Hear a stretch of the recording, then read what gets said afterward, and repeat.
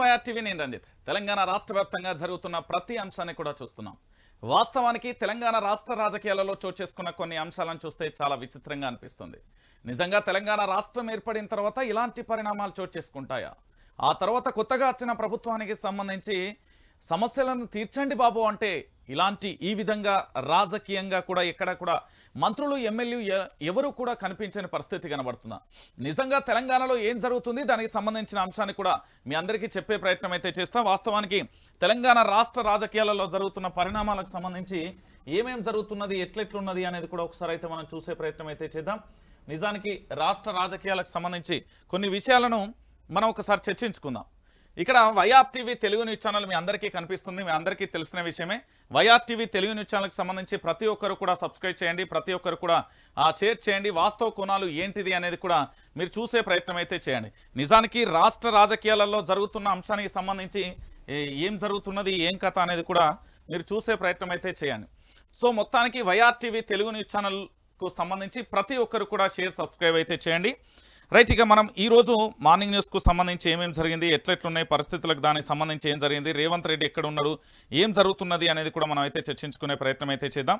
ముందుగా ఛానల్ చూస్తున్న వాళ్ళందరూ కూడా YR TV Telugu news channel అయితే ప్రతి ఒక్కరు కూడా సబ్స్క్రైబ్ చేయండి. తెలంగాణ రాష్ట్ర రాజకీయాలలో జరిగే ప్రతి అంశాన్ని కూడా మీకు వివరించే ప్రయత్నం అయితే చేస్తాను. రైట్, ఇక పార్లమెంట్ ఎన్నికలకు సంబంధించి సమాయత్తమైంది. ఇక పార్లమెంట్ ఎన్నికలలో నువ్వా నేనా అన్నట్లుగా కొనసాగుతుంది ఇక్కడి రాజకీయాలు. పార్లమెంట్ ఎన్నికలలో ఇటు కాంగ్రెస్ పార్టీకి సంబంధించి తన వ్యూహాలు అమలు చేస్తూ ఉంటే, మరోవైపు ఇటు బీఆర్ఎస్ పార్టీ ఎట్టి పరిస్థితుల్లోనైనా గెలవాలి అంటూ కూడా వాళ్ళు కూడా ప్రయత్నం చేస్తున్న పరిస్థితి కనబడుతుంది. అంటే తెలంగాణ రాష్ట్ర రాజకీయాలలో ఈసారి పార్లమెంట్ ఎన్నికలు బీఆర్ఎస్కు చాలా అవసరం. ఈ ఎన్నికలలో కనుక బీఆర్ఎస్ అనుకున్న స్థాయిలో విజయం సాధించకపోతే భవిష్యత్తుకు గొడ్డలు పెట్టు లాంటి పరీక్షలు ఎదుర్కోవాల్సి వస్తుంది.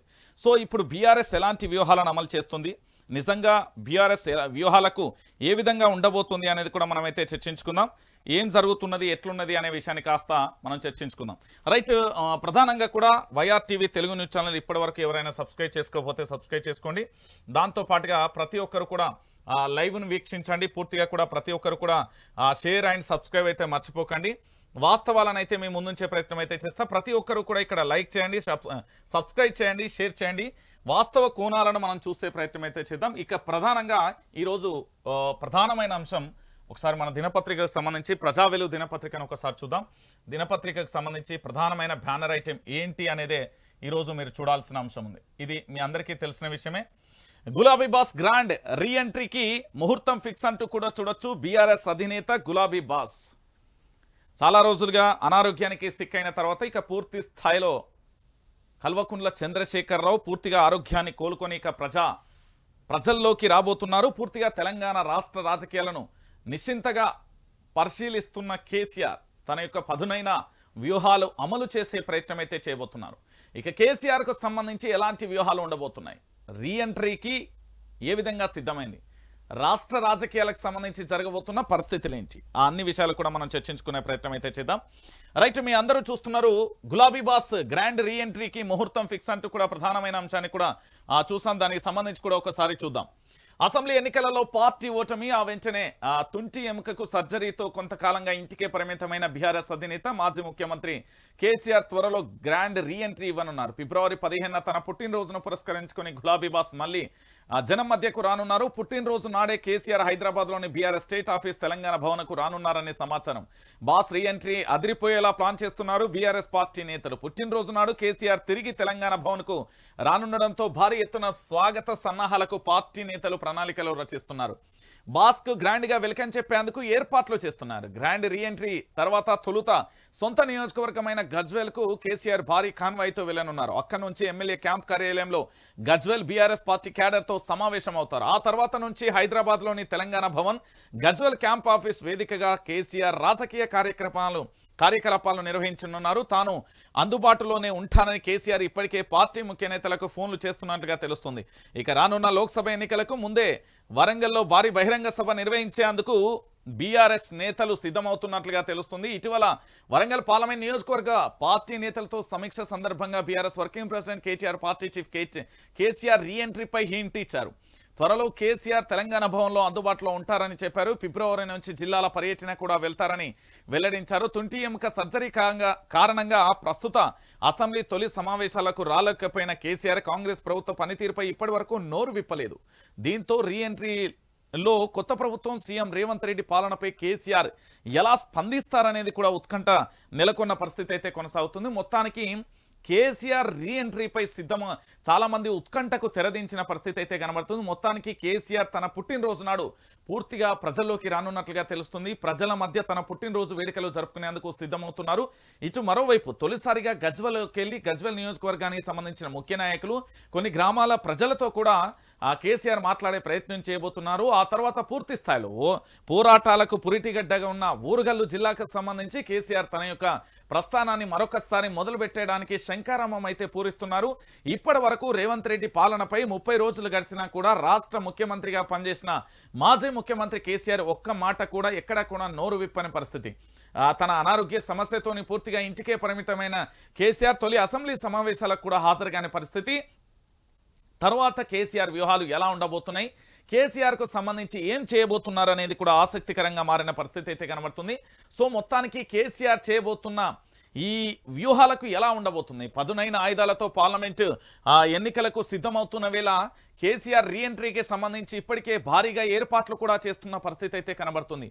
ఒక్కసారిగా బీఆర్ఎస్ పార్టీకి సంబంధించి పూర్తిగా కూడా సోషల్ మీడియా కానీ ఇతరత్ర కానీ అనేక రకాలుగా కూడా అధినేత కోసం ఎదురు చూస్తున్న వారందరికీ ఇది ఒక గుడ్ న్యూస్ అనే చెప్పవచ్చు. ఎందుకంటే గులాబీ బాస్ ప్రజల్లోకి అరంగేట్రం చేసిన తర్వాత కాంగ్రెస్ ప్రభుత్వం యొక్క పనితీరు, ఆ పార్టీకి సంబంధించి ఏ విధంగా ఆ పార్టీని ఎండగడతారు, లేకపోతే ఫిబ్రవరి తర్వాత ప్రజల్లోకి వెళ్తే అంటే తన పుట్టినరోజు నాడే బయటికి వస్తే కేసీఆర్ ఎలాంటి వ్యూహాలతో బయటికి రాబోతున్నారు అనేది కూడా చూడాల్సిన పరిస్థితి ఏర్పడుతుంది. ఎందుకు ఈ విషయాన్ని చెప్తున్నానంటే ఇక్కడ ఒక మతలబు కూడా ఉంది. ఎందుకంటే ఫిబ్రవరి 17కు సంబంధించి దాదాపుగా వీళ్ళు 100 రోజుల పాలన అని చెప్పి 100 రోజులలో పూర్తి స్థాయిలో 6 గ్యారంటీలకు సంబంధించి పూర్తిగా కూడా అమలు చేస్తామంటూ కూడా చెప్పిన పరిస్థితి. ఇప్పటికే 30 రోజులు ముగిసిపోయినాయి. ఇక మహా అంటే మరో 70 రోజులు మాత్రమే ఉన్నాయి. ఆ 70 రోజులలో 6 గ్యారంటీలకు సంబంధించి చట్టబద్ధత కల్పిస్తారా, 6 గ్యారంటీలను ప్రజల్లోకి ఏ విధంగా తీసుకెళ్తారు, ఈ 6 గ్యారంటీలను ఏ విధంగా అమలు చేస్తారనేది కూడా మనం అందరం అయితే వేచి చూడాలి. మరి ఇలాంటి పరిస్థితులలో గులాబీ బాస్ ఎలాంటి వ్యూహంతో వస్తారు, ఇప్పటి వరకు ఎక్కడ కూడా గులాబీ బాస్కు సంబంధించి ఎక్కడ కూడా మాట్లాడిన దాఖలాలు అయితే లేని పరిస్థితి అయితే కనబడుతుంది. ఇప్పుడు తొలిసారిగా ప్రజలకు సంబంధించి వస్తున్న తరుణంలో ఎలా ఉండబోతుంది అనేది కూడా మనం అయితే వేచి చూడాల్సిన పరిస్థితి అయితే కనబడుతుంది. మొత్తానికి గులాబీ బాస్ ఎంట్రీతోని ఒక్కసారిగా బీఆర్ఎస్ పార్టీకి సంబంధించిన నేతలలో జోష్ అయితే కనిపిస్తున్న పరిస్థితి కనబడుతుంది.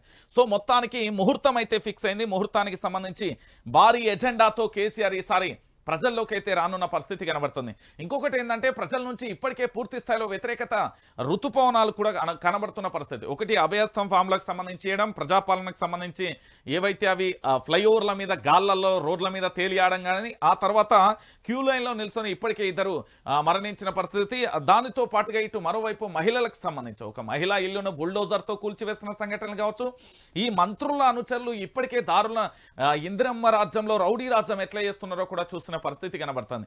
ఇక మరోవైపు తాను ఇచ్చిన వాగ్దానాలను తాను సరైన టైంలో నెరవేర్చకపోవడం కూడా అది బీఆర్ఎస్ పార్టీకి గొడ్డలు పెట్టిగా చెప్తున్న పరిస్థితి కనబడుతుంది. ఎందుకంటే ప్రధానంగా కూడా డిసెంబర్ 9వ తారీఖున పూర్తిగా 2 లక్షల రుణమాఫీ చేస్తా అనటాలకు తెలంగాణ రైతాంగం అంతా నమ్మడంతో అది ఇప్పటికీ మళ్ళొక్కసారి ఏ విధంగా అదే రైతాంగం పూర్తిగా కూడా రేవంత్ రెడ్డి ప్రభుత్వం మీద విమర్శలు చేస్తున్న ఘటన కూడా కనబడుతుంది. ఇక దీనితో ఇది ఇట్లా ఉంటే మరొక అంశం ఏంటంటే ప్రజాపాలన, మహాత్మా జ్యోతిరావు పూలే ప్రజావాణి అని పెట్టి అక్కడికి వచ్చిన వారందరికీ సమస్యలను పరిష్కరిస్తామంటూ కూడా చెప్పి రోజువారీగా అంటే ప్రతి మంగళవారం శుక్రవారం వచ్చే ప్రజలకు సంబంధించి పూర్తిగా వారి దగ్గర నుండి తీసుకుంటున్న ఏదైతే ఫిర్యాదులను తీసుకుని ఆ ఫిర్యాదులను ఇప్పటి వరకు ఎన్ని పూర్తిగా నెరవేర్చగలిగారు, ఎంతమందికి న్యాయం చేయగలిగారు, అందులో ప్రధానంగా ఏ అంశాలకు సంబంధించి ఏ విధంగా ఉంది, ఇలాంటి అంశాలు ఎక్కడ కూడా చర్చకు రాకపోవడంతో దాన్ని కాస్తగా నిశ్చింతగా చూస్తున్నది బీఆర్ఎస్ పార్టీ. సో ఈ అంశాలన్నింటినీ కూడా పరిగణన తీసుకొని ఒకేసారి దండయాత్ర చేస్తుందా, లేకపోతే ఒకేసారి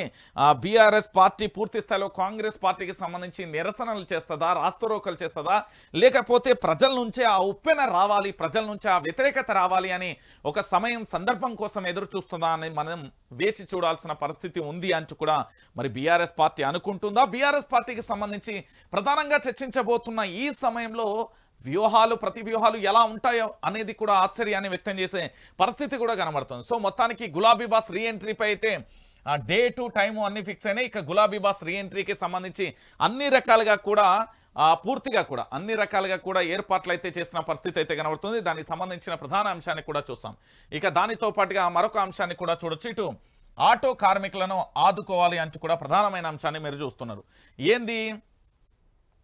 ఆటో కార్మికులను ఆదుకోవాలి, ఆటో డ్రైవర్లకు జీవన భృతి ఇవ్వాలి, హరీష్ రావు డిమాండ్. రోడ్డు ఎక్కితే రెక్కాడితే గానీ డొక్కాడని నిరుపేద ఆటో డ్రైవర్లను రోడ్డుపై వదిలేశారని కాంగ్రెస్ ప్రభుత్వంపై మాజీ మంత్రి ఎమ్మెల్యే హరీష్ రావు మండిపడ్డారు అంటూ కూడా ఘటన చూస్తున్నాం.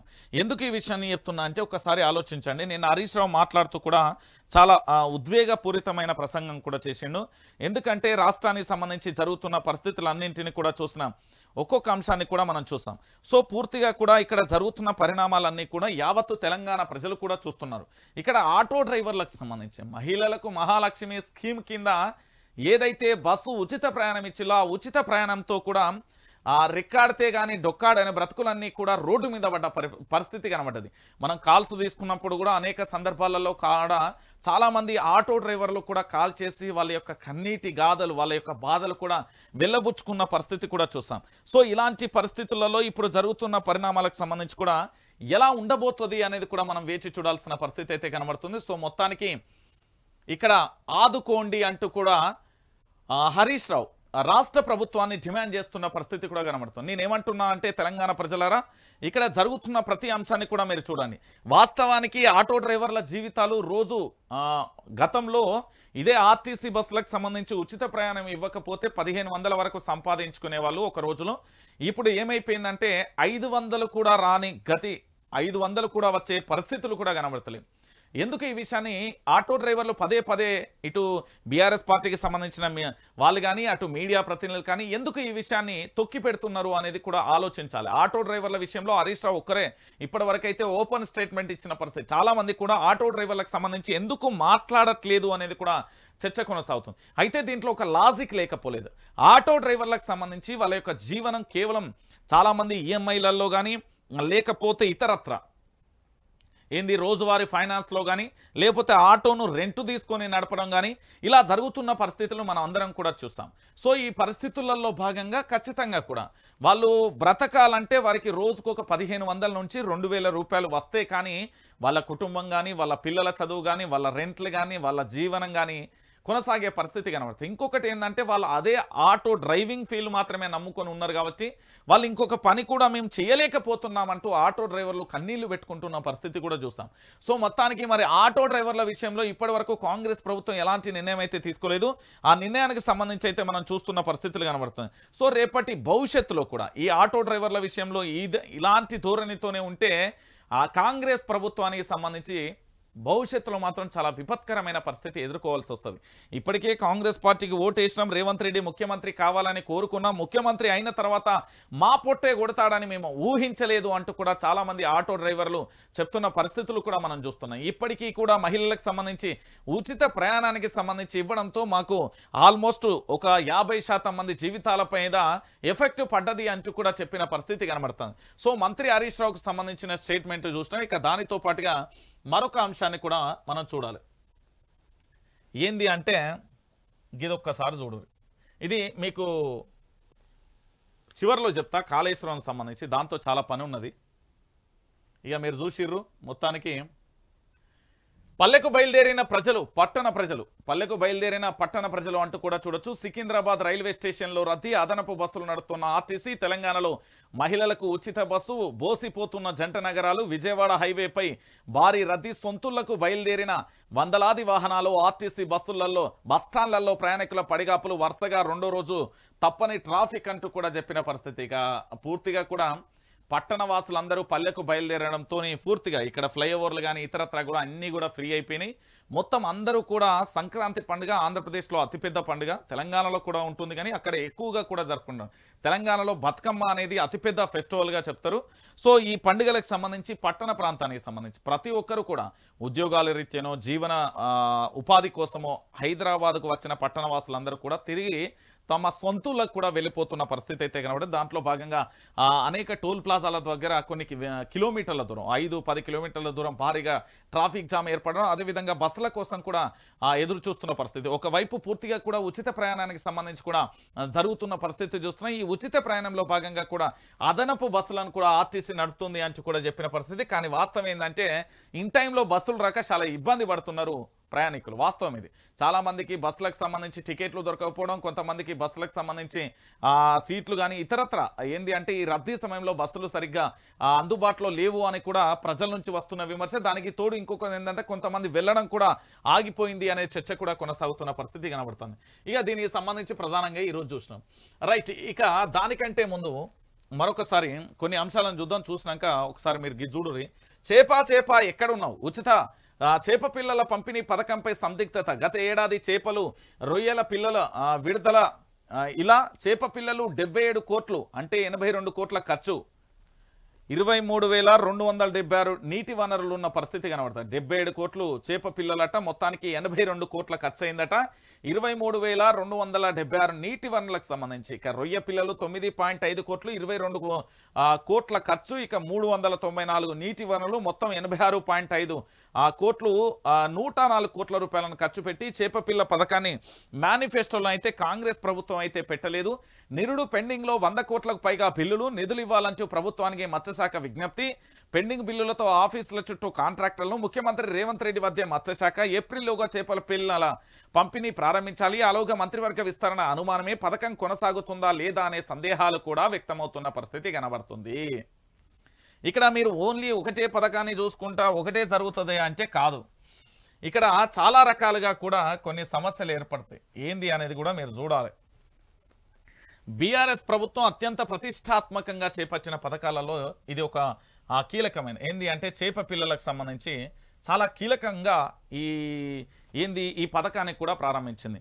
మత్స్యశాఖకు సంబంధించి అంటే ముదిరాజ్ కమ్యూనిటీకి సంబంధించి వాళ్ళ యొక్క చాలా వరకు కూడా అనేక కుటుంబాలకు లబ్ధి చేకూర్చే విధంగా ఇటు మరోవైపు యాదవులకు సంబంధించి గొర్రెలు కానీ, ఇక మరో రకంగా దళితులకు సంబంధించి దళిత బంధువు కానీ, ఇటు ఇంకా చెప్పుకుంటూ పోతే షాదీ ముబారక్ కానీ, కళ్యాణ లక్ష్మి కానీ, వృద్ధులకు పింఛన్లు కానీ, ఒంటరి మహిళలకు కానీ, లేకపోతే వీళ్ళు ఏర్పాటు చేసిన పథకాల మీద అనేక రకాలుగా కూడా ప్రజలలో అనుమానాలు వ్యక్తమవుతున్నాయి. వీళ్ళు పూర్తి స్థాయిలో ఈ పథకాలను అమలు చేయగలుగుతారా? లేదు, రాష్ట్ర ప్రభుత్వానికి సంబంధించి అప్పుల కుప్పగా ఉంది. అప్పుల కుప్పగా ఉన్నప్పుడు ఈ పథకాలను ఏ విధంగా అమలు సాధ్యం అనేది చెప్పి ప్రజల నుంచి తప్పుకునే పరిస్థితి చేస్తారా అనేది కూడా క్వశ్చన్ మార్కుగా మారిపోయింది. ఎందుకు నేను ఈ విషయాన్ని చెప్తున్నానంటే తెలంగాణ ప్రజలారా ఒక్కసారి ఆలోచించండి. ఒక ప్రభుత్వానికి సంబంధించి ప్రజాపాలన కొనసాగిస్తే, ప్రజలకు సంబంధించి పరిపాలన కొనసాగిస్తే గత ప్రభుత్వంలో ఉన్న పథకాలకు సంబంధించి కూడా అమలు చేయాల్సి ఉంటుంది. కొన్ని పథకాలకు సంబంధించి మరి రాష్ట్రానికి సంబంధించి తెలంగాణ రాష్ట్ర ప్రభుత్వం మీద ఇప్పుడు కాంగ్రెస్ ప్రభుత్వం ఏంది అంటే ముసలి కన్నీరు గారుస్తున్నది. కానీ ఏమని చెప్పింది? రాష్ట్రం అప్పులల్లో ఉంది, రాష్ట్రం అప్పులల్లో ఉందని ఇప్పుడు ప్రచారం చేస్తున్న పరిస్థితి. లంకె బిందెలు ఉంటాయి అనుకుంటే ఇక్కడ మొత్తం ఏంది షిప్పలు ఉన్న పరిస్థితి కనబడుతుంది అని చెప్పిండు. ఇక్కడ ఒకసారి గుర్తుపెట్టుకోండి, 2018 ఎలక్షన్ల నుంచి 2023 వరకు అంటే 2014లో బీఆర్ఎస్ పార్టీ తెలంగాణలో అధికారంలోకి వచ్చినప్పటి నుంచి 2 పర్యాలుగా అధికారంలో ఉన్నప్పుడు ఇక్కడ పరిపాలన కొనసాగుతున్నప్పుడు 2018లో అప్పుల పాలైంది తెలుసు, 2023లో కూడా అప్పుల పాలైంది తెలుసు. ఈ రోజు అప్పుల పాలైంది కాబట్టే తెలంగాణ రాష్ట్రం అప్పులల్లో ఉంది అనేది అందరికీ తెలుసు. తెలంగాణ రాష్ట్రం అప్పులల్లో ఉంది అనేది అందరికీ తెలుసు. మరి అప్పులల్లో ఉన్న రాష్ట్రానికి సంబంధించే రాష్ట్రంలో ముఖ్యమంత్రిగా రావాలని మీరు ప్రయత్నాలు చేసిళ్ళు, ముఖ్యమంత్రి అయ్యిళ్ళు. అప్పుల రాష్ట్రం తెలంగాణ, కేసీఆర్ అప్పుల పాలు చేసిండు అంటే అభివృద్ధి అనేది ఖచ్చితంగా ఉంటుంది. ఏ మూలన అభివృద్ధి లేదో అడుగుర్రి. లేకపోతే ఈ పైసలన్నీ ఏంది ఏదన్నా స్కీములు చేస్తే అడగండి, దాని మీద విచారణ చేయండి, దానికి సంబంధించి ఎంక్వైరీ చేయండి. తెలంగాణ రాష్ట్రం అప్పుల పాలైందనే ఒక బూటక ప్రచారంతో ఈరోజు తెలంగాణలో పెట్టుబడులకు సంబంధించి తెలంగాణ రాష్ట్రాన్ని పేరును డ్యామేజ్ చేసే పరిస్థితి, ఇతర రాష్ట్రాల కింద తలదించుకునే పరిస్థితి చేసింది. కానీ వాస్తవానికి తెలంగాణ రాష్ట్రం అప్పుల పాలన నిల్వలున్న రాష్ట్రం, ఇక్కడ మనగడ అనేది ఏంది అద్భుతంగా పరిపాలించిండు కేసీఆర్ అని చెప్పడంలో ఎలాంటి డౌట్ లేదు. అయితే కేసీఆర్ ప్రవేశపెట్టిన ఈ పథకాలు ఏవైతే ఉన్నాయో ఇవి ప్రజల దగ్గరికి చేరుతాయా లేవా అనే క్వశ్చన్ మార్క్ అయితే వచ్చిన పరిస్థితి కనబడుతుంది. సో ప్రజలకు మాత్రం అందితే మంచిదే. గత ప్రభుత్వానికి సంబంధించి వ్యక్తిగత కక్షలతోని పోయి ఆ ప్రభుత్వం ప్రవేశపెట్టిన పథకాలన్నీ పేర్లు మార్చడం, పథకాలకు సంబంధించి పూర్తిగా కూడా కొన్నింటిని రద్దు చేసే ప్రయత్నం ఇతరత్ర చేస్తే మాత్రం మీ యొక్క మనుగడకే, మీ యొక్క పరిపాలన మనుగడకే ముప్పు ఏర్పడుతుందని యావత్తు తెలంగాణ ప్రజలు కూడా అంటున్న పరిస్థితి కనబడుతుంది. సో మొత్తానికి చేప ఎక్కడ ఉన్నామంటే రేవంత్ రెడ్డి టేబుల్ మీద ఉన్నది అని చెప్పడంలో ఎలాంటి డౌట్ లేదు. ఆ టేబుల్ మీద ఉన్న ఫైళ్ళకు సంబంధించి వాళ్ళు ఏం చెప్తారు, ఏం చేస్తారు అనేది కూడా మనమైతే వేచి చూడాల్సిన పరిస్థితి కనబడుతుంది. సో మొత్తానికి తెలంగాణ రాష్ట్ర వ్యాప్తంగా ఇప్పటి వరకు మీరు చూసిన ఈ అంశాలలో పూర్తిగా కూడా ఎలా ఉంటుంది, ఏం కథ అనేది కూడా మనం చూస్తున్నాం. ఇక దానికి తోడు మరొక అంశం, హైకోర్టుకు యూనివర్సిటీ భూములు ఇవ్వద్దు, హైకోర్టుకు యూనివర్సిటీ భూములు ఇవ్వద్దని చెట్లకు పూజలు చేస్తూ నిరసన తెలుపుతున్న విద్యార్థులు. గవర్నర్ సీఎంకు విద్యార్థుల విజ్ఞప్తి. 6వ రోజు కొనసాగిన నిరసన, సెలవుల రోజులలోనూ కూడా ఆందోళన చేస్తున్న విద్యార్థులు అంటూ కూడా చూడొచ్చు. ఒక్కసారి చూడొచ్చు ఇది ఎంత బాధాకరమైన విషయం అంటే దాదాపుగా 21, 25 రకాలకు సంబంధించిన వృక్ష జాతులు వాటితో పాటు 6 లక్షలకు పైగా కూడా ఇక్కడ చెట్లు ఉన్న పరిస్థితి. అసలే కాలుష్య కూరలలో హైదరాబాద్ ఉన్నది. పచ్చటి కలకలలాడే అగ్రికల్చర్ యూనివర్సిటీకి సంబంధించి దేశంలోనే 4వ స్థానంలో అద్భుతంగా కూడా పనిచేస్తున్న యూనివర్సిటీని ఈరోజు నిర్విరామం చేసే పరిస్థితి జరుగుతున్నది. ఇదే కేసీఆర్ ప్రభుత్వం ఉంటే ఇట్లుండా ఒకసారి ఆలోచించాలి. మార్పు అని చెప్పి మన నోట్లే మనమే మన్ను కొట్టుకున్నామనేది యావత్తు తెలంగాణ ప్రజల నుంచి వస్తున్న వాదన.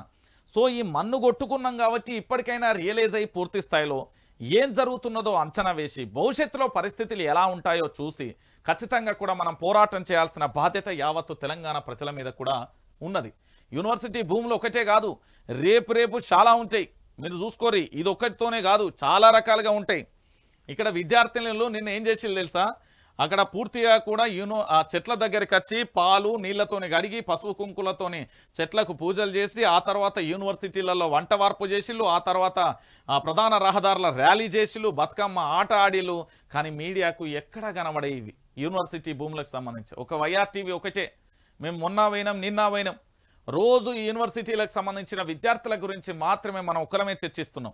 బహుశా ఇంత దారుణమైన పరిస్థితి మనం ఎప్పుడు చూడలే అంటున్నారో అక్కడి విద్యార్థులు. మరి గిట్లనే చేసుకుంటూ పోతే ఎట్లన్నా అని కూడా అడుగుతా ఉంటే ఇక ఏం చేయాలి చెప్పుర్రి, ఒకసారి మీరే ఆలోచించండి తెలంగాణ ప్రజలారా. సో ఇక మరొక దినపత్రికకు కూడా వెళ్ళే ప్రయత్నం చేద్దాం. రైట్, రుణమాఫీ గాలం ఓట్ల కోసమేనా, చెప్పి నెలైనా ఇంకా రాని రైతు బంధు. రుణమాఫీపై ప్రభుత్వం కొత్త ప్రచారం, 2 లక్షల రుణమాఫీ అంటూ కాంగ్రెస్ మీడియా వరుస కథనాలు రుణమాఫీని చూపించి రైతు బంధును మరిపించే ప్రయత్నం చేస్తుందా? ఎంపీ ఎన్నికలలో ఓట్ల గాలం కోసమేనా?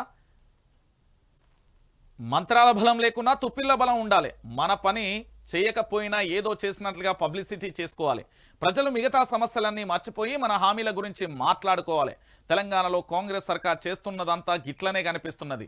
పైసా మందం పనిచేయకపోయినా పబ్లిసిటీలో ఏమాత్రం తగ్గడం లేదు. కాంగ్రెస్ సర్కార్ తన మీడియా బలం మొత్తాన్ని ఇదే పనిగా పెట్టుకున్నట్లుగా కనిపిస్తుంది. మొన్నటిదాకా రైతు బంధు ఇదిగో అందుబాటులో అంటూ వార్తలు రాసుకొచ్చారు. నెల దాటినా అది రాలేదు. ఇప్పుడు రుణమాఫీ అంటూ కొత్త హైడ్రామా మొదలుపెట్టిన పరిస్థితి కనబడుతుంది. ఇక్కడ ఏం జరుగుతుంది అంటే తెలంగాణ ప్రజలారా గుర్తుపెట్టుకోరి, రుణమాఫీ కోసం ఓట్ల గానం అంటే రైతు బంధు అనే ఎపిసోడ్ను రాష్ట్ర ముఖ్యమంత్రిగా పనిచేసిన కల్వకుంట్ల చంద్రశేఖరరావు గారు ఏం చేసిండు అంటే ఈ రైతు బంధు పేరు మీద 7,000 కోట్లను పెట్టిండు. 7,000 పైచీలకే ఉంటాయి, ఇంకెక్కువనే ఉంటాయి. ఇవి ఏం చేసిండంటే ఇక్కడ ఎన్నికల కూడా అమల్లో ఉన్నది కాబట్టి కాంగ్రెస్ వాళ్ళు ఏం చేసిర్రంటే ఫిర్యాదు చేసిళ్ళు. ఎవరికి ఫిర్యాదు చేసిళ్ళు? ఎన్నికల సంఘానికి ఫిర్యాదు చేయడంతో ఇక్కడ ఆగిపోయిన పరిస్థితి కనబడుతుంది. ఎన్నికల సంఘానికి ఫిర్యాదు చేయడంతో 7,000 కోట్లు ఎక్కడికి పోయినాయి అనేది ఇప్పుడు ప్రశ్న. తెలంగాణలో యావత్తు తెలంగాణలో ప్రజల యొక్క ప్రశ్న ఏంటంటే ఈ 7,000 కోట్లు ఎక్కడా? కేసీఆర్ ఉంచిన 7,000 కోట్లు ఎక్కడా? ఎందుకు 7,000 కోట్లు ఏమైపోయినాయి? దీంట్లో మెగా కృష్ణారెడ్డికి ఏమైనా డ్రా చేసి ఇచ్చిల్లా, లేకపోతే పొంగులేటి శ్రీనివాసరెడ్డికి ఏమైనా డ్రా చేసి ఇచ్చిల్లా, లేకపోతే ఇతర మంత్రులకు సంబంధించి మీ గతంలో ఉన్న బిల్లులను ఏమన్నా క్లియర్ చేసుకున్నారా? ఏం జరుగుతున్నది అనేది యావత్తు తెలంగాణ ప్రజలు ముక్త కంఠంతో అడుగుతున్నారు. ఈ తెలంగాణలో ఈరోజు కేసీఆర్ అనే వ్యక్తి ముఖ్యమంత్రిగా ఉంటే ఇప్పుడు రైతు బంధు కానీ లేకపోతే పింఛన్లు కానీ దానితో పాటు ఇక్కడ తెలంగాణ రాష్ట్ర వ్యాప్తంగా ఉన్న అనేక పథకాలు కూడా అమలయ్యేది కదా అనేది యావత్తు తెలంగాణ ప్రజలు నెత్తి నోరు మొత్తుకుంటూ చెప్తున్న పరిస్థితి కనబడుతున్నది. అంటే రేపు ఏం జరుగుతుంది అంటే రుణమాఫీ గాలం ఓట్ల కోసమేనా అంటే ఖచ్చితంగా. ఇప్పుడు తెలంగాణ ప్రజల ముందు ఉన్న అతిపెద్ద సమస్య ఏంటంటే రానున్నాయి మళ్ళీ ఎన్నికలే. ఎన్నికలు అనేసరికి ఒక్కొక్కరు ఏంది అంటే ఎన్నికలు అనగానే తాడుతాండ్రు అన్ని పార్టీలు కూడా. ఇక ఏంటంటే శిఖబు ఉంటాయి అన్నట్టు, మేము అది చేస్తాం మేము ఇది చేస్తాం, ఎవ్వరు ఏం చేయరు. ఇప్పటి వరకు మీకు 30 రోజులలో వారు ఇచ్చిన వాగ్దానాలు, మనం ఏం రేవంత్ రెడ్డి ప్రభుత్వాన్ని ఇప్పటికిప్పుడే చెయ్యి లేకపోతే గద్దె దిగిపో అని మనం ఏంది ప్రశ్నలు ఎక్కడ అంటున్నామంటే డిసెంబర్ 9వ తారీఖున రుణమాఫీ చేస్తా అన్నాడు. నెంబర్ 1 ఇది ఖచ్చితంగా చేయాల్సిన పరిస్థితి. ఒక్క నెల ఆగితే పింఛన్లు పెంచుతా అని చెప్పిండు. ఒక్క నెల ఆగితే అంటే డిసెంబర్లలో ఇవ్వాలి. దానితో పాటుగా రైతు బంధు 15,000 ఇస్తా అని చెప్పిండు రైతులకు, కౌలు రైతులకు. మనం ఇక్కడ ఆయన ఇచ్చిన వాగ్దానాలు మాత్రమే అడుగుతున్నాం. ఈ వాగ్దానాలకు సంబంధించి ఎందుకు ఇవ్వట్లేదు అని అడుగుతున్నాం మనం. ఒకసారి ఆలోచించాలి తెలంగాణ ప్రజలరా. ఈరోజు 30 రోజులు గడిచిపోయింది, ఏమైపోయింది? ఇగో రుణమాఫీ ఒకేసారి కుదరకపోతే 2 దఫాలలో పూర్తి, రైతులపై వడ్డీ భారం పడకుండా సర్కార్ కసరత్తు అంటూ కూడా చెప్పి ఏం చేస్తున్నది అంటే దీనిని బూచిగా చూపెట్టి ఈరోజు రైతు బంధు రాకుండా చేసే ప్రయత్నాలు చేస్తున్నారు. ఎస్, వాస్తవమైన విషయం. రైతులతో రాష్ట్ర సర్కార్ చెలగాటమాడుతుంది. రైతు బంధు రుణమాఫీ విషయంలో పూటకో మాటమ్మ చెప్తూ అన్నదాతలను అరిగోస పెడుతుంది. అధికారంలోకి రాగానే రైతు బంధు వేస్తాం, రుణమాఫీ చేస్తామని కాంగ్రెస్ నాయకులు చెప్పారు. కానీ అధికారంలోకి వచ్చి నెలదాచిన రైతు బంధుకు అతిగతి లేదు. కానీ కాంగ్రెస్ అనుకూల మీడియా మాత్రం దీనిపై రోజుకో కథనం, కొత్త కథ వడ్డిస్తున్నారు వస్తుంది. ఇవాళ వేస్తారని ఒకసారి, పండుగ తర్వాత వేస్తామని మరోసారి, లేదు ఈ నెలాఖరులోపు వేస్తామని మరోసారి చెప్తున్నారు. కానీ డిసెంబర్ 9 లోపునే రైతు బంధు డబ్బులు వేస్తామని స్వయంగా ముఖ్యమంత్రి చెప్పిన మాటలను మాత్రం ప్రశ్నించడం లేదు, కనీసం ప్రస్తావించడం లేదు. ఓవైపు రైతు బంధుపై వస్తున్న వార్తలతో ప్రతిరోజు ఆశగా ఎదురుచూస్తున్న అన్నదాతలు మరోసారి ఆగం చేసేందుకు సర్కారు ఏంది సమర్పణలో మీడియా ప్రయత్నాలు మొదలుపెట్టింది. రుణమాఫీ ప్రక్రియ మొదలైపోయిందంటూ కూడా వార్తలు వస్తున్నాయి. రైతు బంధు 5,000 నుంచి 10,000, ఇది చాలా చిన్న అమౌంట్. కానీ 2 లక్షల రుణమాఫీ ప్రచారం చేస్తే అది పెద్ద అమౌంట్. కాబట్టి రైతు బంధు మర్చిపోయి రుణమాఫీ ట్రాప్లో పడతారు అంటూ కూడా ఇక్కడ జరుగుతున్న చర్చ. ఏం లేదు రైతన్న, ఏమీ లేదు. ఇక్కడ మసిబూసి మారేడికాయ చేసి రైతు బంధు అని కొన్ని రోజులు ప్రచారం, ఈ నెలలో చేస్తాం, ఈ వారంలో చేస్తాం, పండుగ ముందు చేస్తాం, పండుగ అయిపోయినా చేస్తాం, నెలాఖరులోగా చేస్తామని ఒక ప్రచారం అవుతుంది. రెండో ప్రచారం ఏంటంటే చాలా క్లారిటీగా, రెండో ప్రచారం ఏంటంటే రుణమాఫీ అనేది 2 లక్షలు, దీన్ని బూచిగా చూపెట్టి దీన్ని రాబందు లెక్క ఎత్తుకెళ్లే ప్రయత్నాలు జరుగుతాయి. జర ఆలోచించండి రైతులారా, ఇప్పటికైనా మేల్కొనండి. ఈ ప్రభుత్వానికి సంబంధించి ఏం చేస్తున్నదో కూడా చూడాలి. ఇక చూడురి, నేను పెట్టిన టైటిల్ ఇదే. ఏమని పెట్టినా అంటే ఇక చూడురి యావత్ తెలంగాణ ప్రజలారా, ప్రజలకు దూరంగా రేవంత్ రెడ్డి. ఎందుకు పెట్టినా అంటే ఇగో ఇందుకే, జనానికి దూరంగా నిజాం ప్యాలెస్లోకి సీఎం క్యాంప్ ఆఫీస్గా పైగా ప్యాలెస్.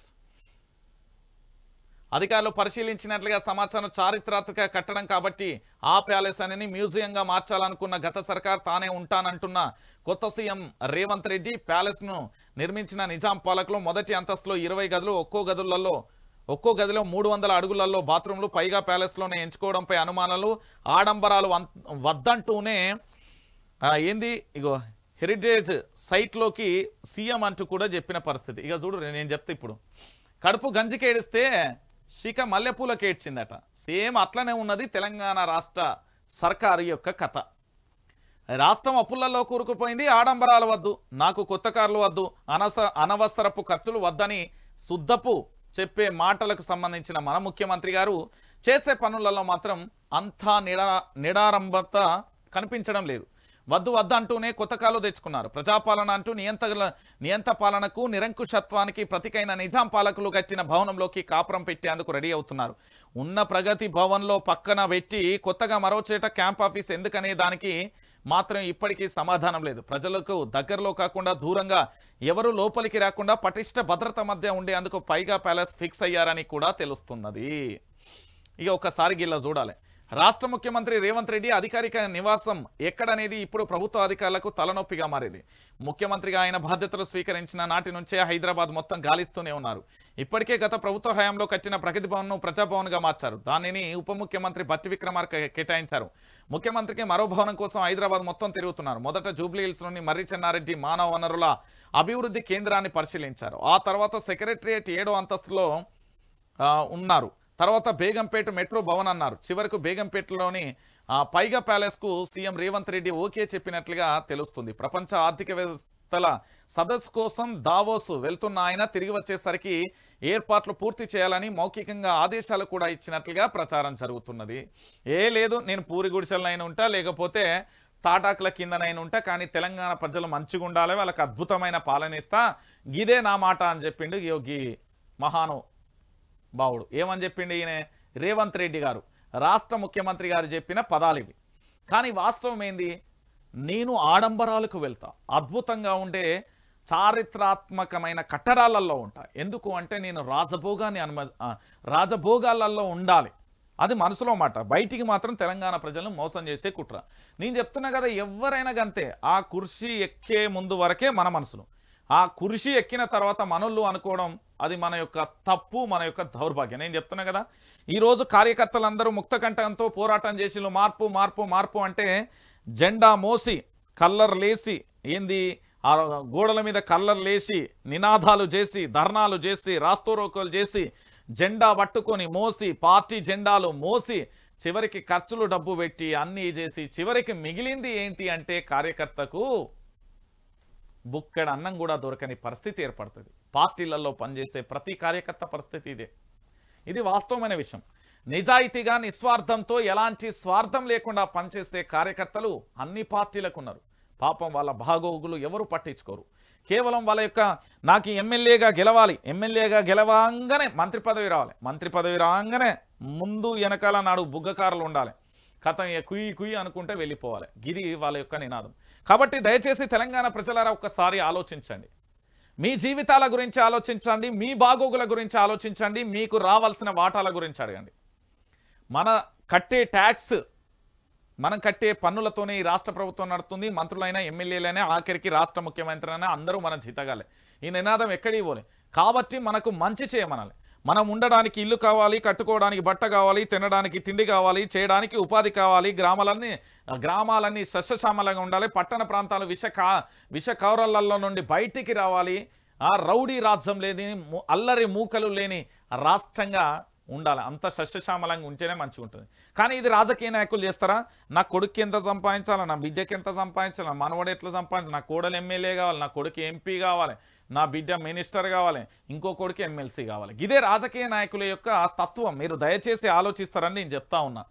సో మొత్తానికి ఆడంబరాలకు ఓను అంటే ఆడంబరాలకు ఖచ్చితంగా పోతాడు. నిజామును మించిన మరో నిజాం కూడా వస్తాడు. Coming soon. కొంచెం రేవంత్ రెడ్డి అధికారం గురించి నేను చాలా ఊహించిన, ఎక్స్పెక్ట్ చేసిన. ఎందుకంటే రాక అధికారం వచ్చింది కదా, కష్టంగా అంటే జెడ్పీటీసీ స్థాయి నుండి ఉన్నత స్థాయికి వచ్చినాని చాలా సందర్భాలలో చెప్పిండు కదా. సో ఆ ఆటుపోటులన్నీ ఎదుర్కొన్న వ్యక్తి భవిష్యత్తులో అద్భుతమైన పాలన చేస్తాడు అనుకున్నా. కానీ వాస్తవానికి చాలా విరుద్ధంగా ఉంది అని చెప్పడంలో ఎలాంటి డౌటు లేదు. మరి ఏం జరుగుతుంది అనేది కూడా వేచి చూద్దాం. మహా అంటే ఇంకా 70 రోజులు ఉన్నది. 30 రోజులు అయిపోయింది ఆల్రెడీ. ఇంకా 70 రోజులలో 6 గ్యారంటీలతోని వీళ్ళ యొక్క పనితనం, వీళ్ళ యొక్క భవిష్యత్తు తేటతెల్లమైపోతుంది. ఏమున్నది నిరాడంబరాలకు నేను ట్రాఫిక్ నాపా, ట్రాఫిక్తో సంబంధం, గంటలు ట్రాఫిక్ ఆపుతున్నారు కదా, ఇది వాస్తవం కాదా? ఒకసారి మీరే ఆలోచించండి యావత్తు తెలంగాణ ప్రజలారా. ఇక నేను ఇది మొత్తం యావత్తు సోషల్ మీడియాలలో సంచలనంగా మారిన విషయం.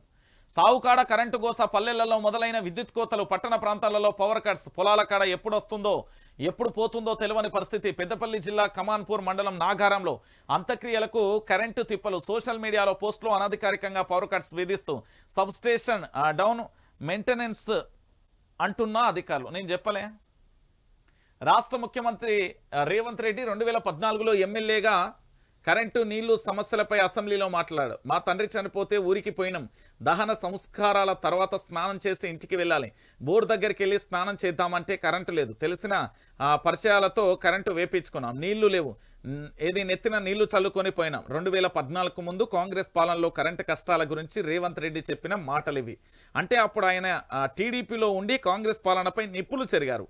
తర్వాత ఈ పరిస్థితిని కేసీఆర్ గత 10 ఏళ్లలో మార్చారు. కానీ ఆనాడు కష్టాలు చెప్పిన ఇదే రేవంత్ రెడ్డి కాంగ్రెస్ పార్టీలో చేరి ముఖ్యమంత్రి అయ్యారు. ఆయన పాలనలో కూడా అచ్చం నాడు ఆయన చెప్పిన మాటలే జరుగుతున్నాయి. పెద్దపల్లి కమాన్పూర్ మండలం నాగారం గ్రామంలో జరిగింది. మార్పు తీసుకొచ్చారో ఆనాటి రోజులు తెస్తారని చెప్తే ఏంటో అనుకున్నాం కానీ అవి ఇంత దారుణంగా ఉంటాయని అనుకోలేదని ప్రజలు అంటున్నారు. కేవలం పల్లెలలోనే కాదు హైదరాబాద్లోని ఇవే కోతలకు వస్తున్నారు అంటూ కూడా యావత్తు తెలంగాణ ప్రజలు కూడా ఆందోళన వ్యక్తం చేస్తున్న పరిస్థితి కనబడుతుంది. నేనేమంటున్నా తెలంగాణ ప్రజలు అంటే, మనం ఒక తప్పు అయితే చేసినాం.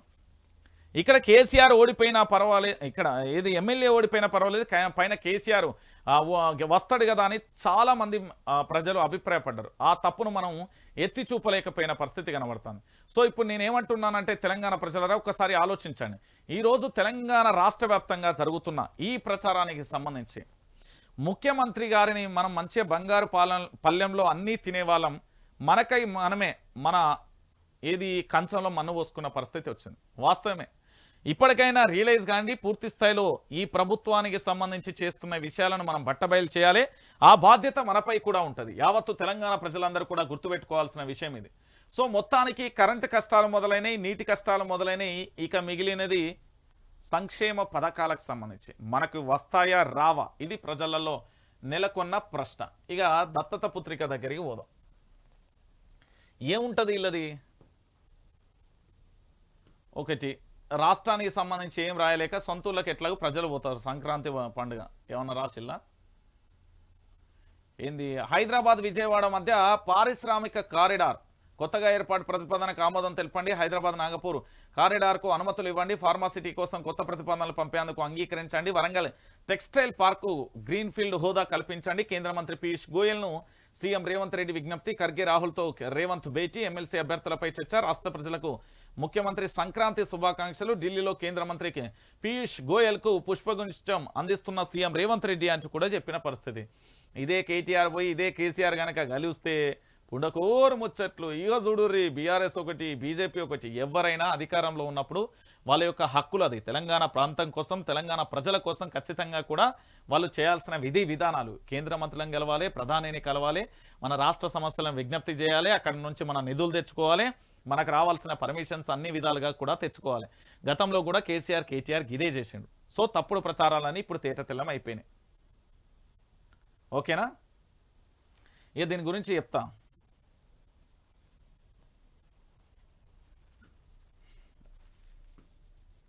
రైట్, ఒకసారి ఆదాబ్ చూద్దాం. చాలా రోజులే దీన్ని చూడ. ఆజ్ కీ బాత్. నాయకుడా, రాజకీయం నీకు నెత్తికెక్కిందా? నీకు పతనం తప్పదు, గుర్తుపెట్టుకో. ప్రపంచంలో గొప్పగా వెలిగినోళ్ళంతా నేడు కాలగర్భంలో కనుమరుగయ్యారు.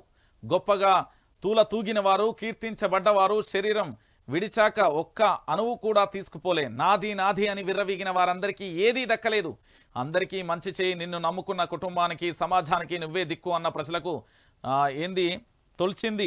నీవంతైతే చేయగలిగే మంచి ఏదైనా చెయ్యి. వాళ్ళు దీవెనలే నీకు తోడుగా రాబోవు తరానికి నవ్వులుగా మిగులుతాయి అంటూ కూడా చెప్పిన పరిస్థితి కనబడుతుంది. ఏంది అంటే, మనం ఏదైనా మంచి చేయాలనుకుంటే మంచి చేయరు. అధికారం వచ్చింది కదా అన్న అహంకారంతో, బలుపుతోని అవి చేయకుర్రి.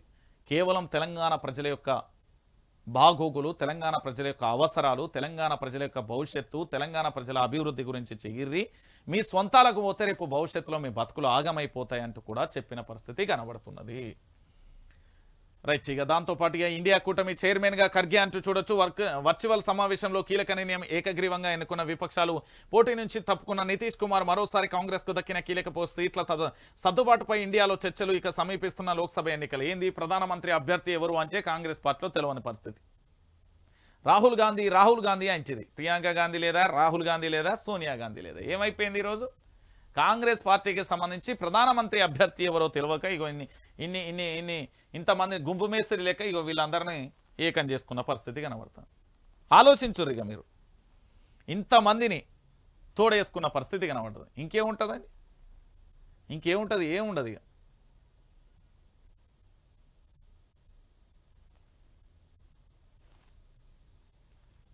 ఏంది? సైకిల్ దారిలో కారు. బీఆర్ఎస్గా మారిన తెరాస రాష్ట్రానికే పరిమితం. మెజార్టీ నాయకుల అభిప్రాయాలే అంకితం. ఇతర రాష్ట్రాలలో విస్తరణపై మారిన వ్యూహం. సార్వత్రిక ఎన్నికలపై కేసీఆర్ నజర్.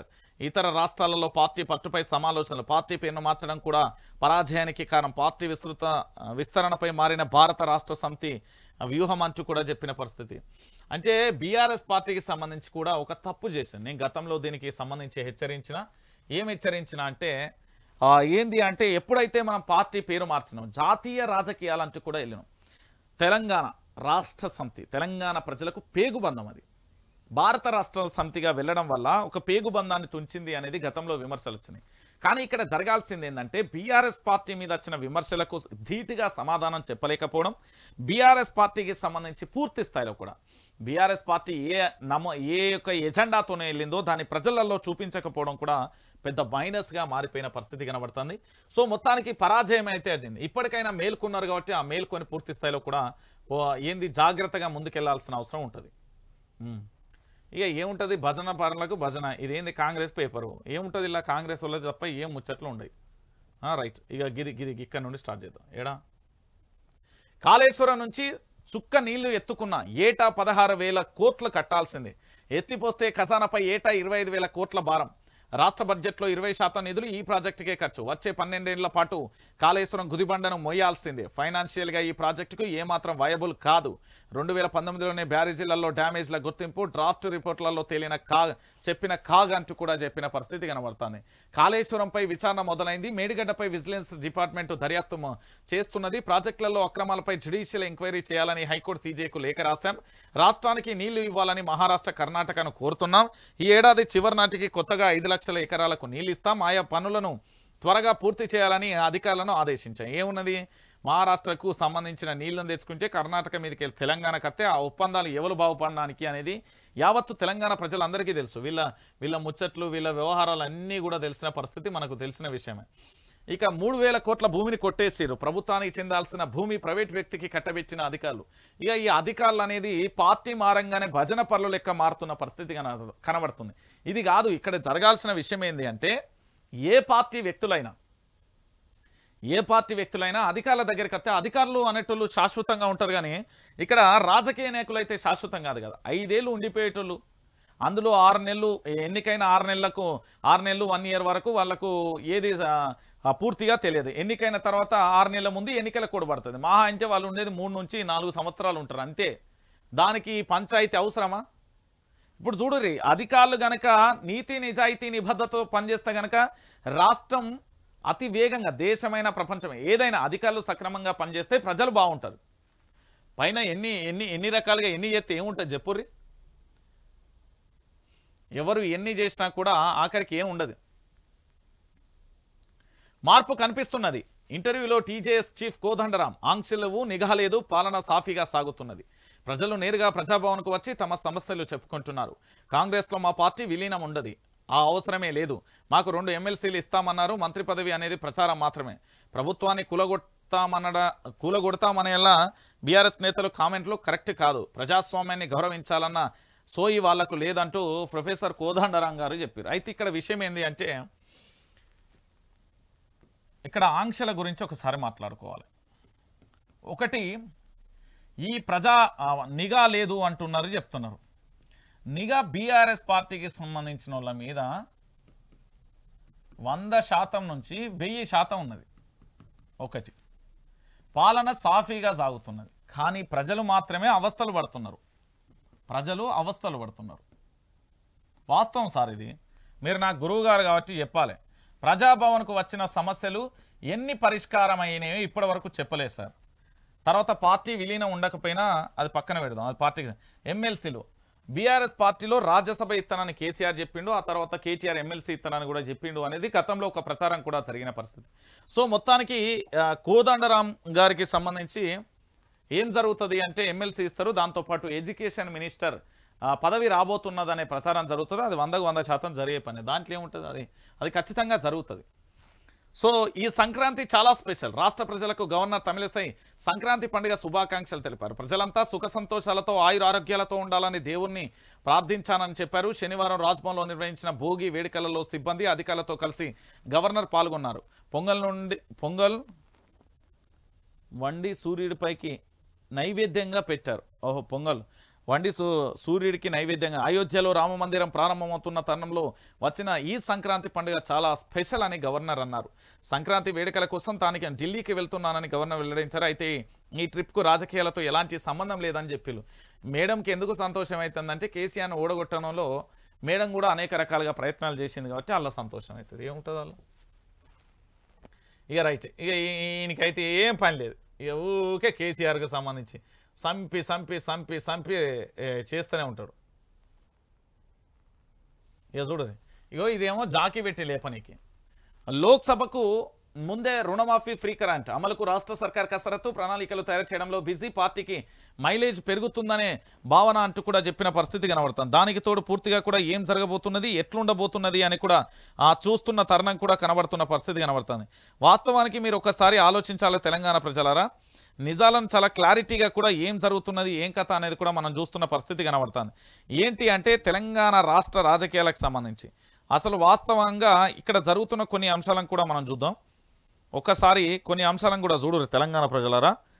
ఇక్కడ జరుగుతున్న కొన్ని విషయాలు ఏంటంటే లోక్సభకు ముందే ఫ్రీ కరెంటు, రుణమాఫీ అంటూ కూడా చెప్తున్నారు. ఎందుకంటే పార్లమెంట్ ఎన్నికలలో లబ్ధి పొందేందుకు అనేక రకాలుగా కూడా ఏం జరుగుతున్నది, ఎట్లున్నది అనేది కూడా చూసే ప్రయత్నం చేస్తున్నారు. కాబట్టి పూర్తిగా కూడా ఈ ఎన్నికలకు సంబంధించి అంటే వీళ్ళ మీద వచ్చిన ఏదైతే పూర్తి స్థాయిలో ఆరోపణలకు సంబంధించి వాటన్నింటినీ కూడా ప్రజలలో లేకుండా ఉండేందుకు ఇదొక జాకీ పెట్టి లేపుతారు అన్నట్టు. ఉన్నది లేనట్టుగా, లేనిది ఉన్నట్టుగా చెప్పే ప్రయత్నం చేస్తున్నారు. కాబట్టి ఒకసారి మీరే ఆలోచించాలి తెలంగాణ ప్రజలారా. తెలంగాణ రాష్ట్ర వ్యాప్తంగా లోక్సభకు ముందే వాస్తవాలను కూడా మీరు గ్రహించండి. వాస్తవానికి ఏం జరుగుతున్నది, ఏం కథ అనేది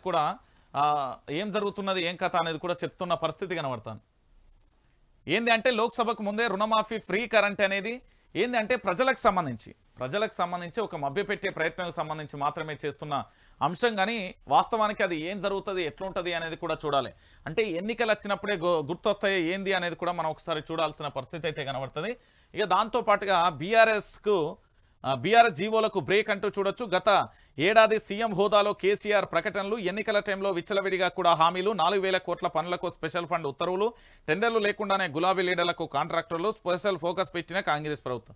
రేపు 2023 నుంచి 5 ఏళ్ల పాటు జరిగిన తర్వాత వీళ్ళు కూడా ఏం చెప్తారంటే గత కాంగ్రెస్లో ఇట్లా జరిగింది, అట్లా జరిగింది, గదే చెప్తారు. వాస్తవమైన విషయం ఏంది అంటే కేసీఆర్ ప్రభుత్వాన్ని బదనాం చేయడంలో ఈ పత్రికలు 1, 2, 3, 4 పత్రికలు చాలా కీలకంగా పనిచేస్తున్నాయి.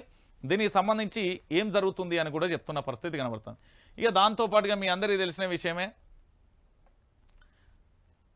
ఇక పాలమూరులో విజయం సీట్లకు సంబంధించి. ఇక రైట్ మిత్రులారా, నేను ఒక విషయాన్ని కూడా మీ అందరికీ చెప్పదలుచుకున్నా.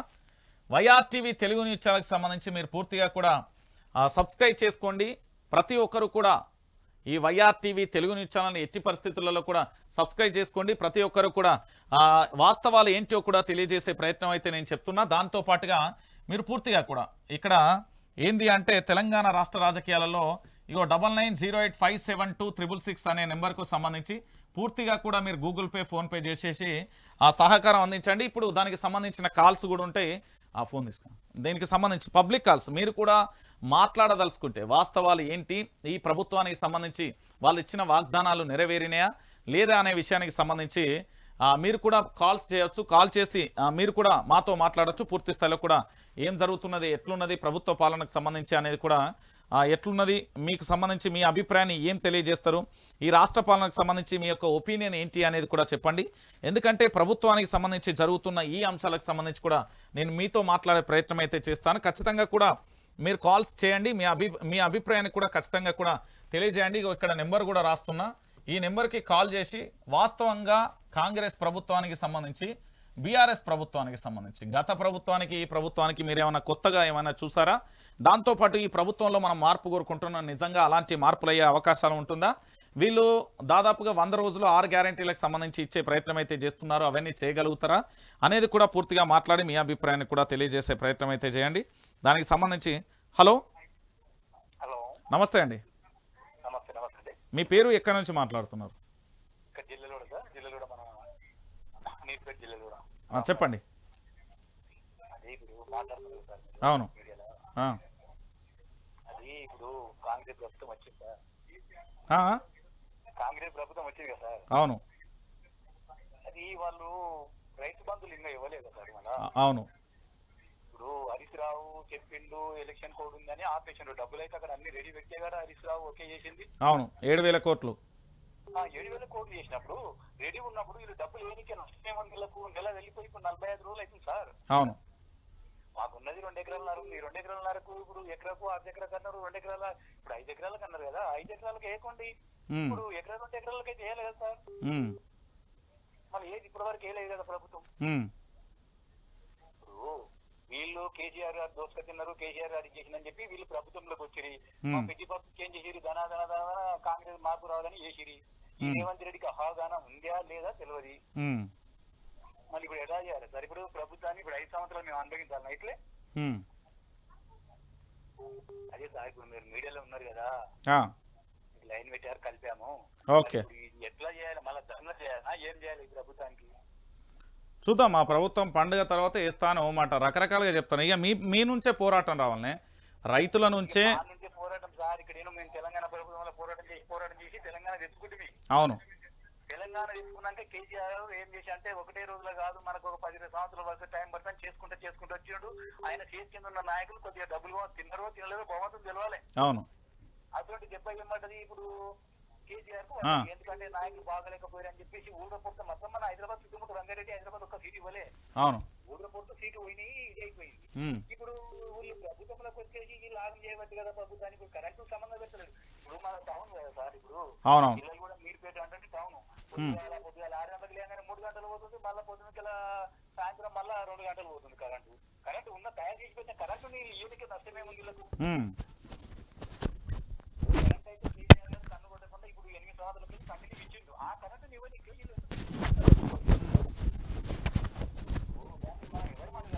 ఇప్పుడు అయితే 5 సంవత్సరాలు మనం చుట్టుకు వచ్చి మన చుట్టూ వాళ్ళు గీత పడుతున్నారు అంటే మనం ఇంతే అంతగించాలా? చూద్దాం ఏం చేస్తారు. Thank you. అలా అంటలేదు సార్. ఇప్పుడు మీడియా చర్య తీసుకుంటేనే అవుతుంది ప్రభుత్వాలు. ఖచ్చితంగా ఒక్కరు మొత్తుకుంటే ఏం కాదు. మీడియా మొత్తం ఒకటైపోయి మొన్న కేసీఆర్ మీద ఎట్లా చదువుతాం చేసారు. ఇప్పుడు కాంగ్రెస్ ప్రభుత్వంలో మీరు మీడియా పోరాడాలి. మీ మీడియాని ముందు పోరాడేది. ఖచ్చితంగా చేస్తా. నా వంతు ప్రయత్నం చేస్తాను. మీరు చూడండి, మీ మీడియా పోరాడితేనే ఏమన్నా ప్రభుత్వాలు వంగి పనిచేస్తాయి. లేకపోతే పబ్లిక్ ని మొత్తం ఆగం చేసేస్తారు. ఇప్పుడు అంతా రెడీ అయిపోయింది సార్. రెడీ అయిపోయింది. ఇంకొక 5-10 సంవత్సరాలు అయితే మనంత తోలు లేరు. అమెరికా రూట్ వెళ్ళిపోతున్నాము. రైట్, తప్పకుండా. Thank you. Okay sir. Okay right. ఇక మా కో జర్నలిస్ట్ ఉదయ్ కూడా పూర్తి స్థాయిలో ఆ కాల్స్ అని ఎత్తుతాడు. కాల్స్కి సంబంధించి అప్డేట్స్ ఇస్తాడు. రైట్. తెలంగాణ రాష్ట్రంలో రేవంత్ సర్కార్ వచ్చి నెల రోజులు గడిచిన సమయంలో అదేవిధంగా ఇక్కడ పూర్తిగా ఎలాగా ఉంది ప్రభుత్వ పాలన అంటే మరీ సంక్రాంతి రేవంత్ సర్కార్లో సంక్రాంతి కష్టాలు చెప్పుకునేంత బాగా ఉందంటూ కూడా పబ్లిక్ ఉన్నారు. అదేవిధంగా మనతో పాటు మరో కాలర్ లైవ్లో ఉన్నారు. ఆయన మాటలు తెలుసుకునే ప్రయత్నం చేద్దాం. హలో చెప్పండి అన్న, ఎక్కడి నుండి? హలో అన్న, నమస్తే అన్న, చెప్పండి ఎక్కడి నుంచి? చెప్పండి అన్న.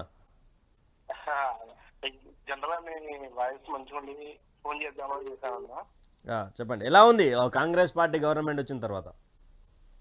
అన్న అంటే ఇంకా వాళ్ళు పూర్తి కోలుకోలే కదన్నా. వాళ్ళు ఇంకా సెట్ అయితే కాలే కదన్నా.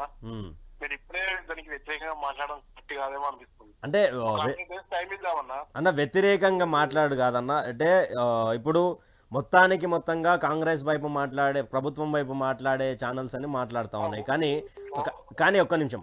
అయితే కొల్లాపూర్లో ఒక మాజీ సైనికుడు బీఆర్ఎస్ నేత చనిపోతే కాదు, నరికి చంపేసినటువంటి తరుణం. కానీ వాళ్ళ గురించి మనం మాట్లాడాలి అంటే ప్రశ్నించాల్సిందే కదా అన్న. మీరు ప్రశ్నించడం 100% కరెక్టేనా? ఈ గవర్నమెంట్ కు వ్యతిరేకంగా పోరాటం చేస్తుంది ఎప్పుడైనా. కానీ నేను అనేది ఏంటంటే వాళ్ళకి కొంచెం టైం, ఒక 100 days అడిగారు కదా. 100 days టైం ఇచ్చిన తర్వాత వాళ్ళు నెరవేర్చినప్పుడు మనం అడిగితే బాగుంటుందని నా ఆలోచన. అంటే ఇప్పుడు 6 గ్యారెంటీల మీద మనం ప్రశ్నిస్తలేమన్నా. ఏంటంటే ప్రజావాణి అంటూ కూడా తెలంగాణ రాష్ట్రంలో పూర్తిగా ఒక వైపుకు తీసుకొచ్చినటువంటి తరుణంలో అయితే ఆ తరుణంలో ఏం జరిగింది అంటే అక్కడ ఒక్కొక్కరు 15 సార్లు 20 సార్లు వచ్చి దరఖాస్తులు చేసుకుంటున్నటువంటి పరిణామం కనిపిస్తా ఉన్నాయి. మరి వాళ్ళ తరపున మనం మాట్లాడకపోతే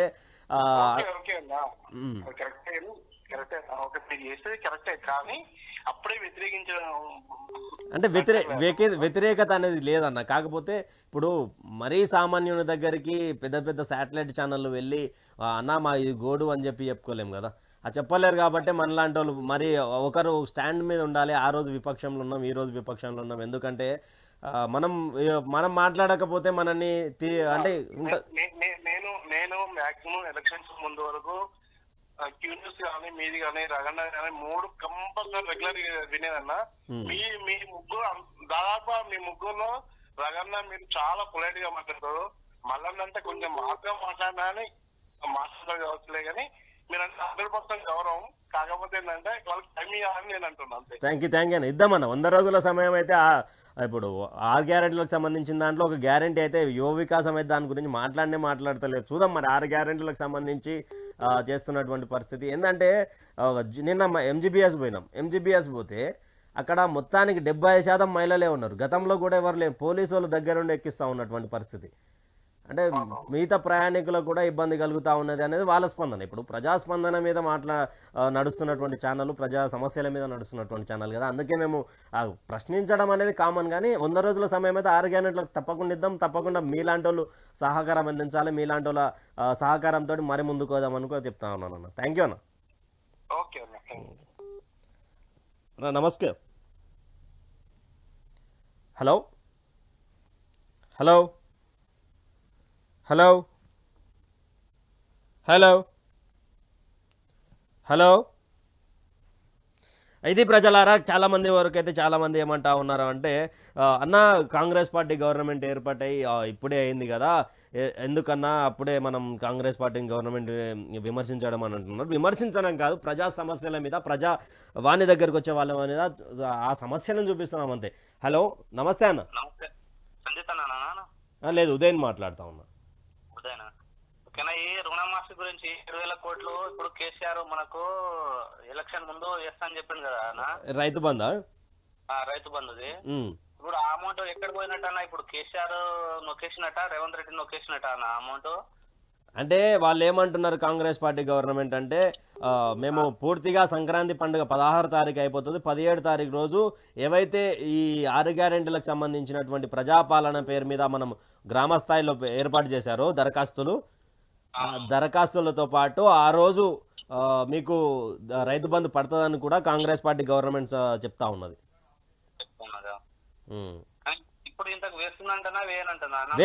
వేస్తుందంట. వాళ్ళు కొన్ని శాఖలలో కొంచెం ప్రభావితంగా అవినీతి